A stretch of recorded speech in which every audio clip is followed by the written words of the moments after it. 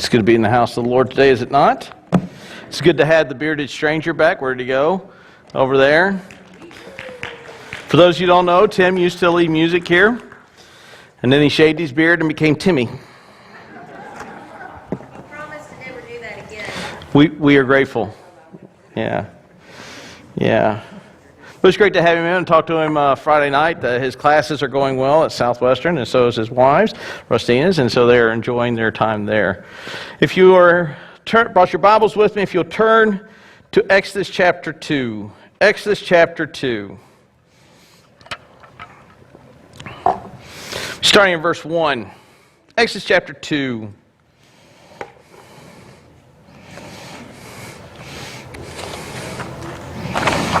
Move here. Exodus chapter 2.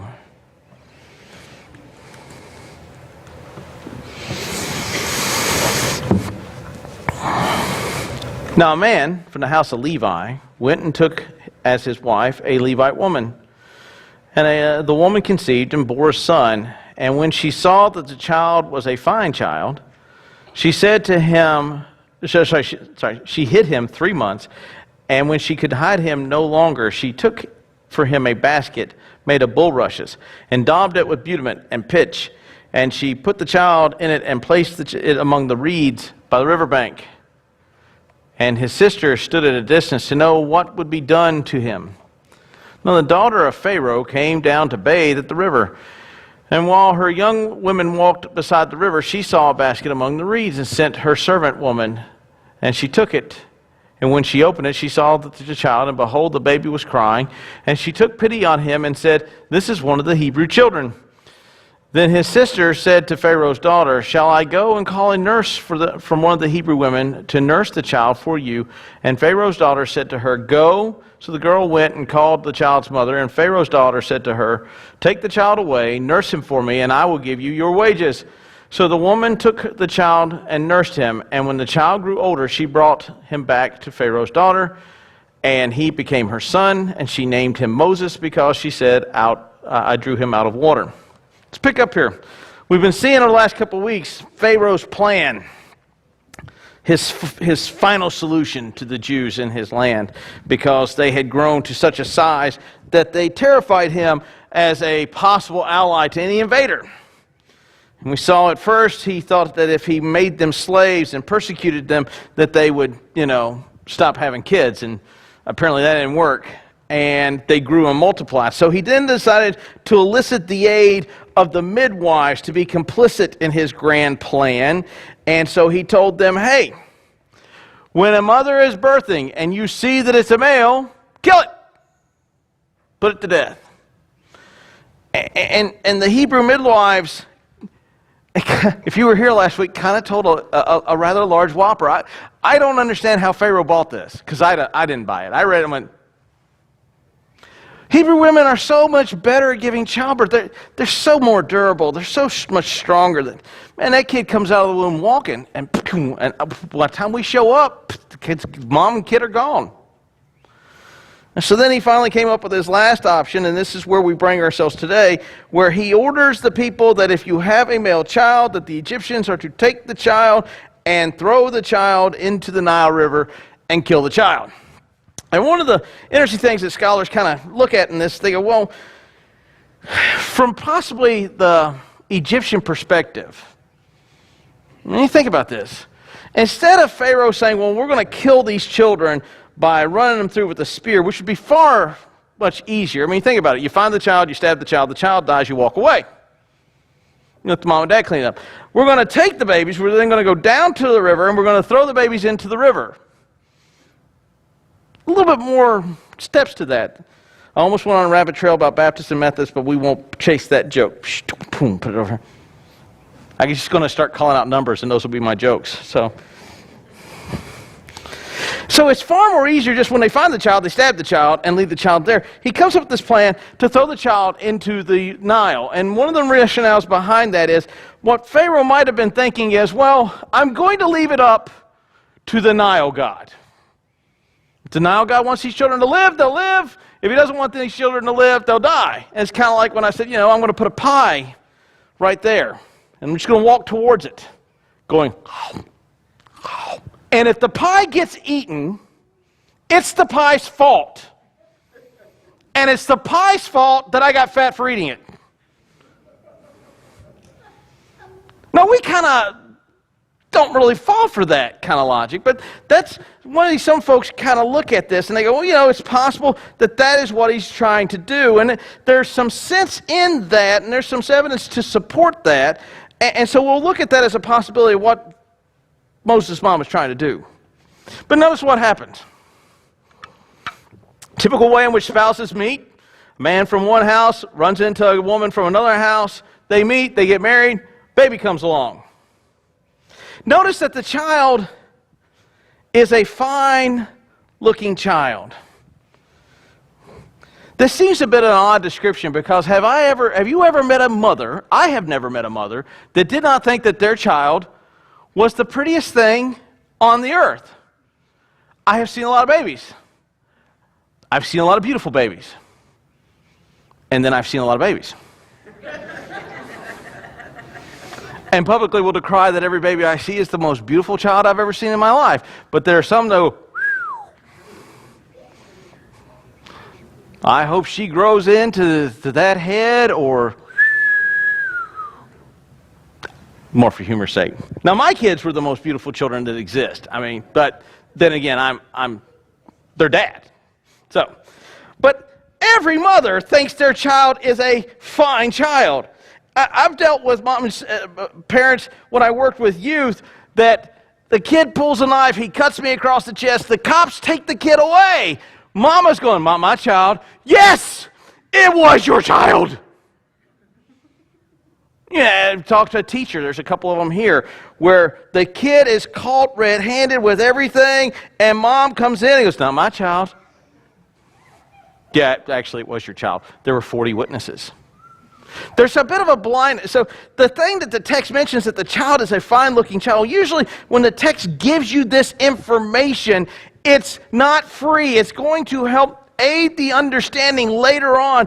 When Pharaoh's daughter opens the basket, think about it. When Pharaoh's daughter opens the basket, whoa, that's a beautiful-looking baby.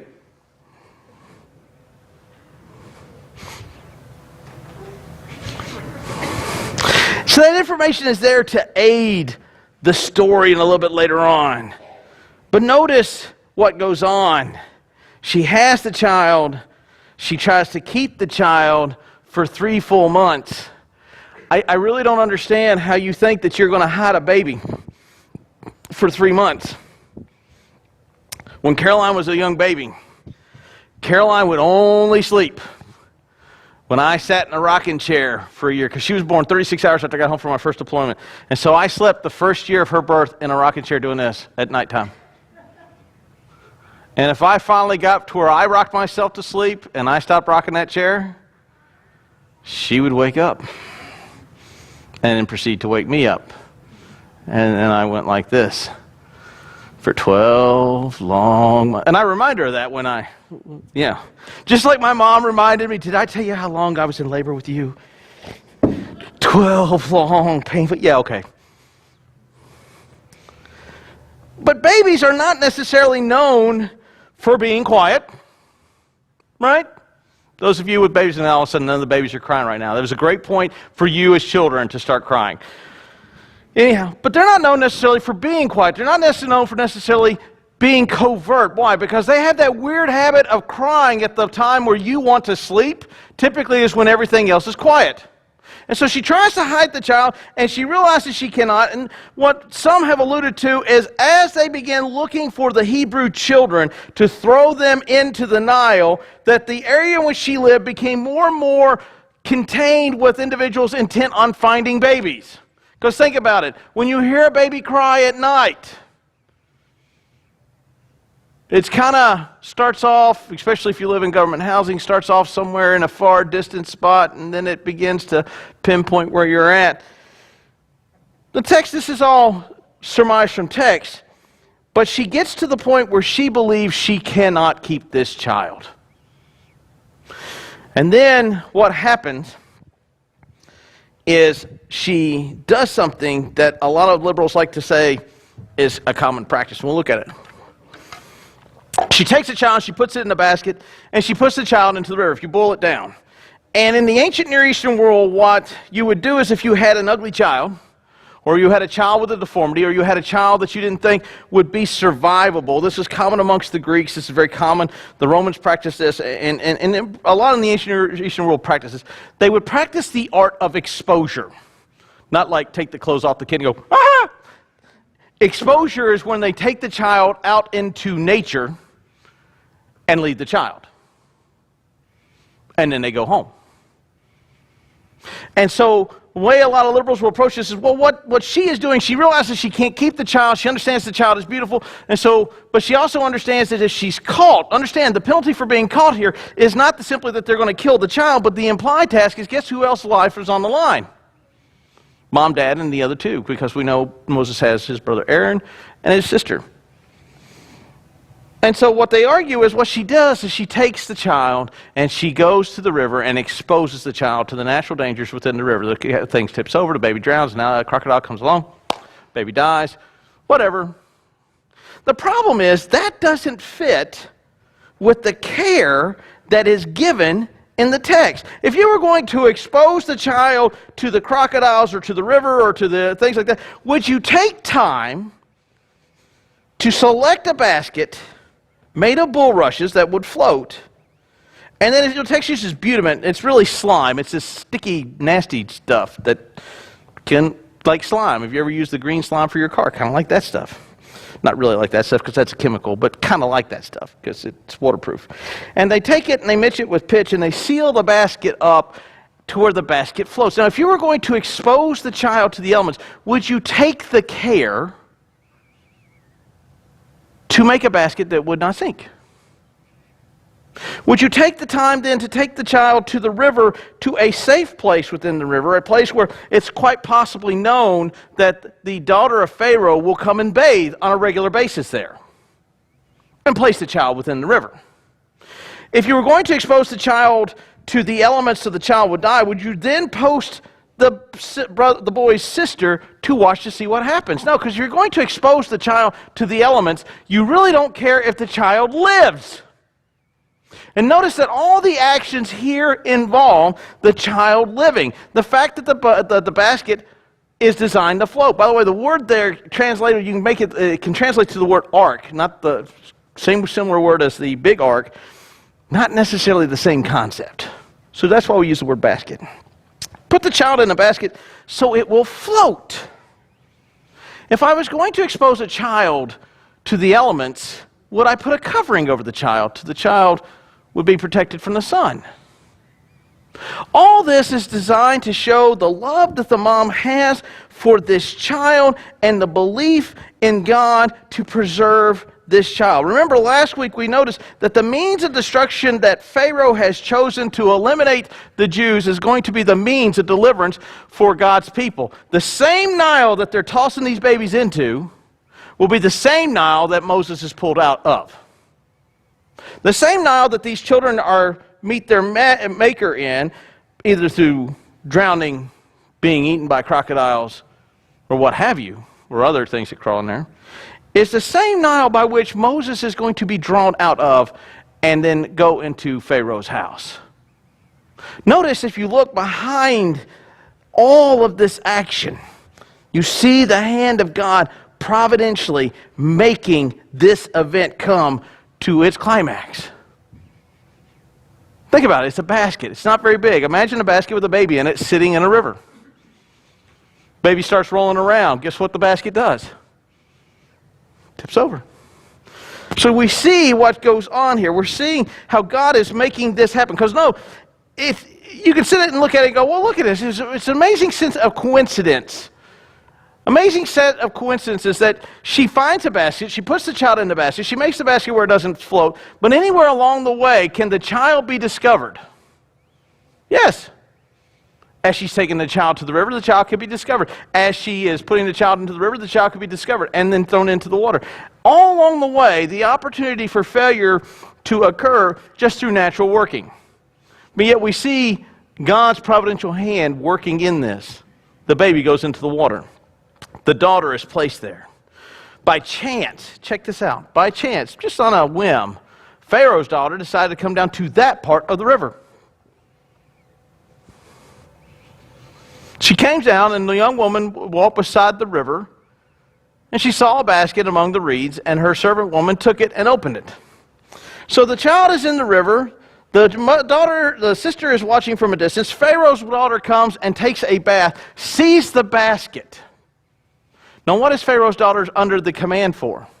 If you see a Hebrew male, what are you to do with it? Kill it! So you see the child within the river. She sees the child. They open the basket. She sees that the child is a fine child and has pity upon the child.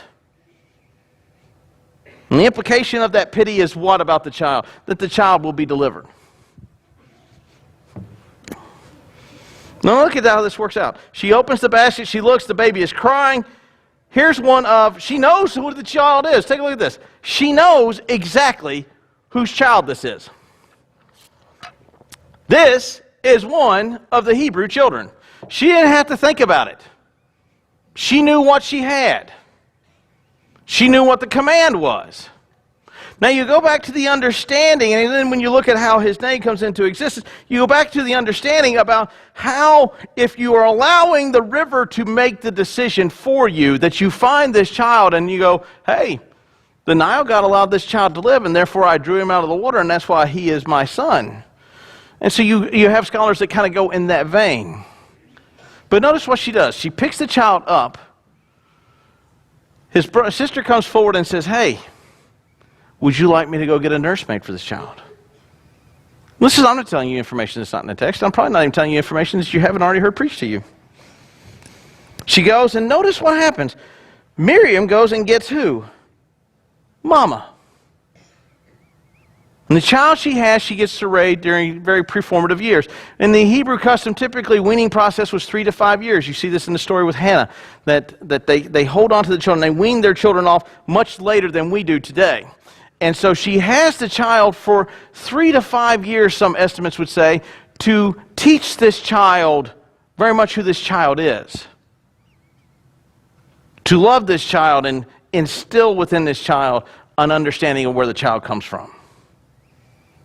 And then at the end of the 5 years, she takes the child back to his adopted mother, and she names him Moses because he's drawn from the water. You say, that's great.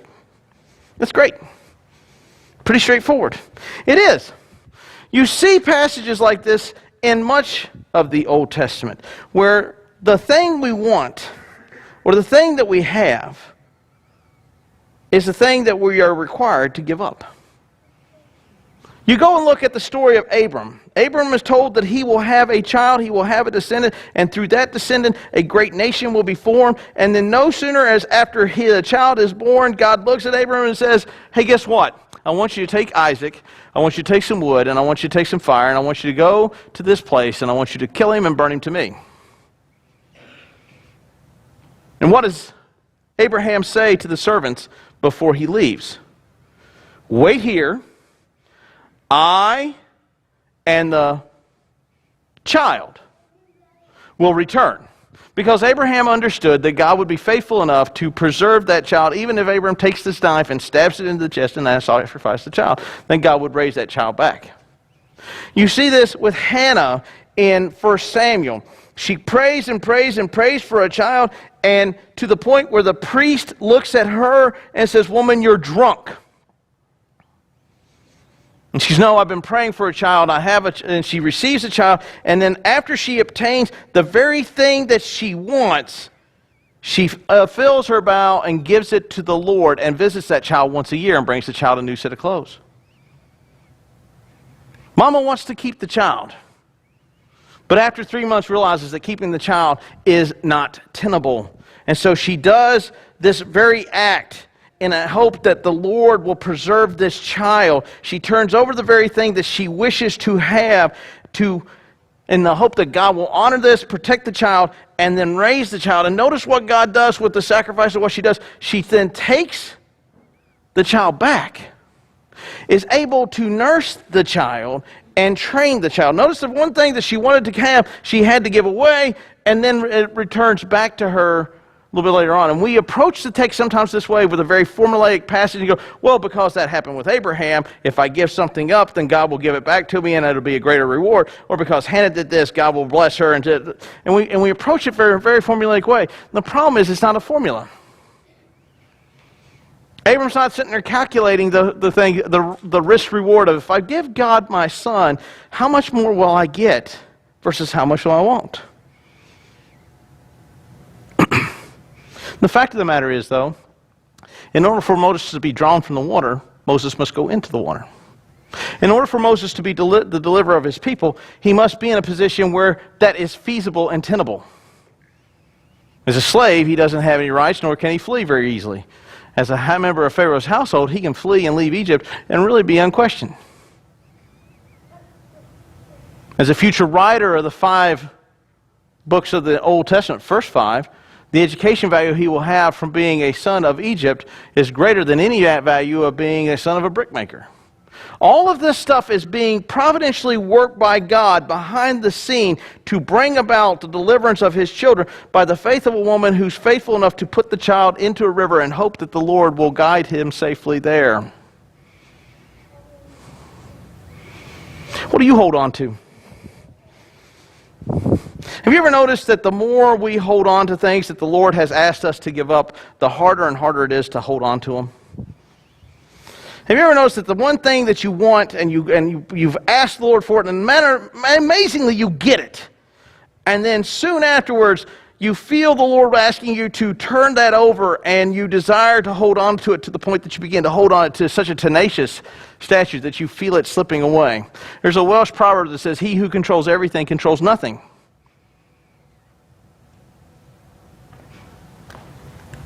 We work hard, we dedicate our lives to earning money, and we begin to amass a small amount of wealth for our house and for our family. And then when we're asked to do things with that for the Lord, we look at it and go, "Lord, I trust you in all things." But not that. And it's recognized in the amount at times we tithe. We recognize who our God is by how we tithe. Or, "Lord, I trust you with everything in my house to include my money, but my family time. I trust you with everything in my house except for my business life, my personal life. I'm willing to come to church and act the Christian and act the individual, but I'm not willing to give that over to you." See, Moses' mother was willing to put the child into the river in the hopes that the Lord would watch over the child and protect the child. If she didn't believe that the Lord was going to protect the child, what would have stopped her from just slam dunking the child into the Nile? All those actions show a type of hope, of provision. We hold on to things. We look at God and say, "I can trust you with these things, but not this. I can trust you with this part of my life, but I'm not going to trust you with this part of my life." What are you holding on to?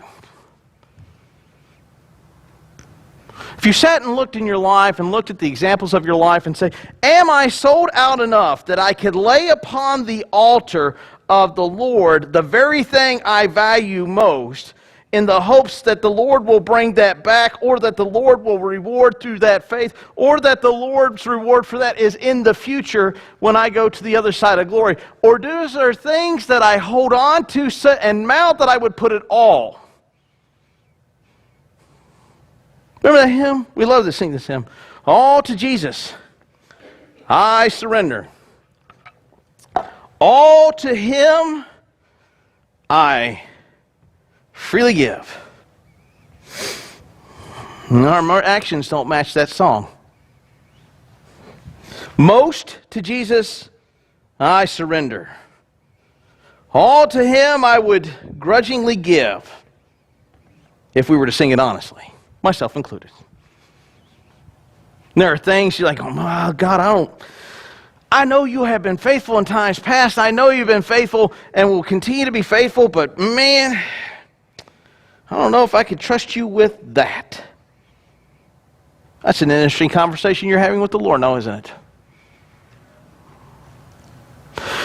She puts the child into the river knowing there's a good chance of failure for this mission. And yet has the faith that the Lord will bring this child safely out. Where is your faith in regard to the things you have? See, because we don't have someone saying every male child is going to be tossed into the Brazos. Every male child is going to go tossed into Stillhouse Hollow Lake. We don't have anything like that. But we do have things in our lives by which we hold tenaciously to. It reflects on two things. First of all, it reflects on how big your God is. And it reflects how big your understanding of faith is.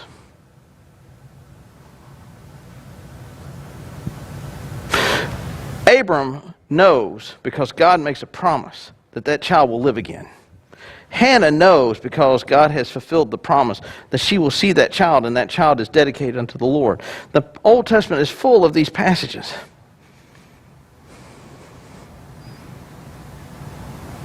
What things do you have that you cannot place upon the altar and say, of this I would give to the Lord and walk away? That's a hard conversation for me. I'm sure it's a hard conversation for you. But in this situation here, she put her child there. And unlike in the case with Abram, God doesn't stop her and say, pull that basket out. There's Pharaoh's daughter about a mile down the road. Give the basket to her. She's going to, whoop, there goes my mic. I heard that, Miss Van. When I want your opinion, I'll give it to you.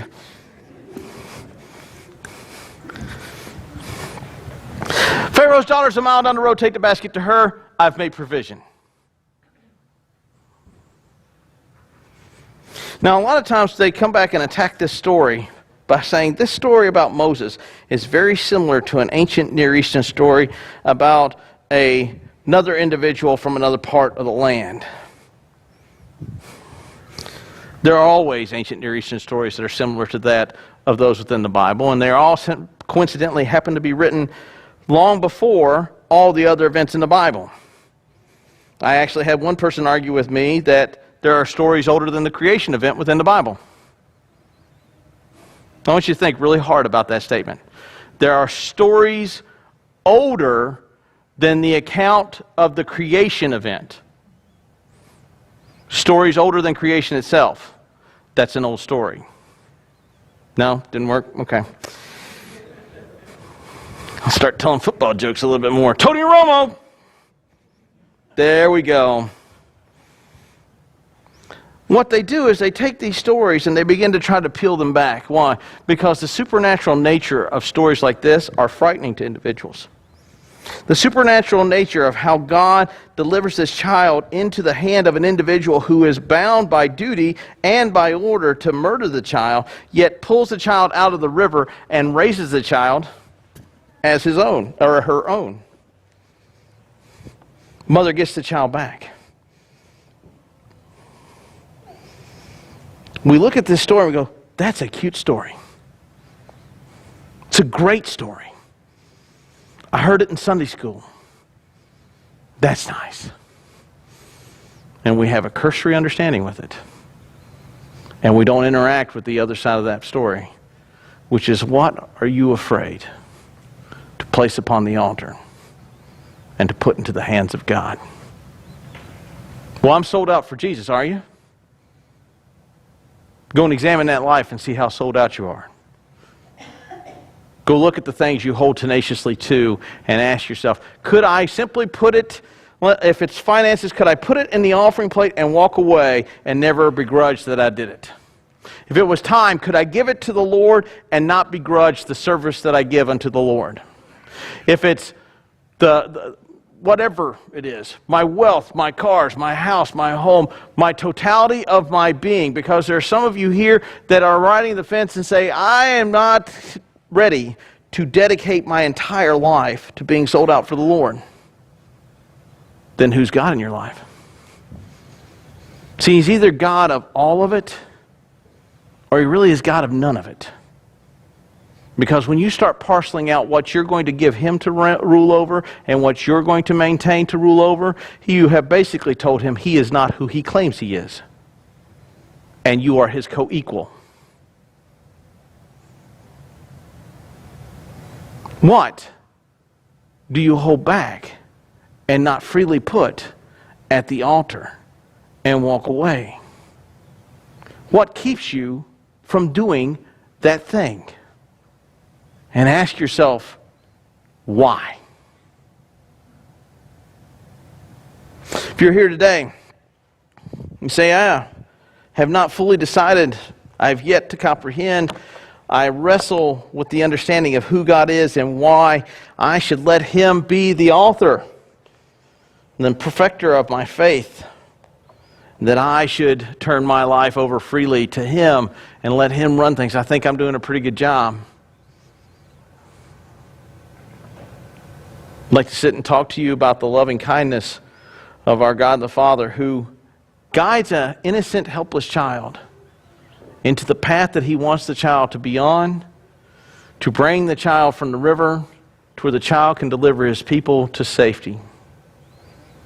The story parallels very nicely with the Christ event. A humble nature of a child coming into the world, being born in a manger,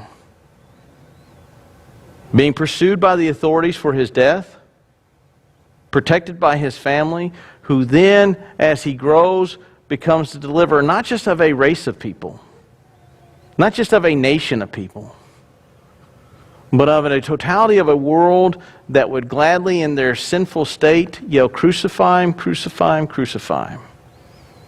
Yet in spite of that, hangs on your tree for your crime. As the praise band comes to sing, if you will please stand.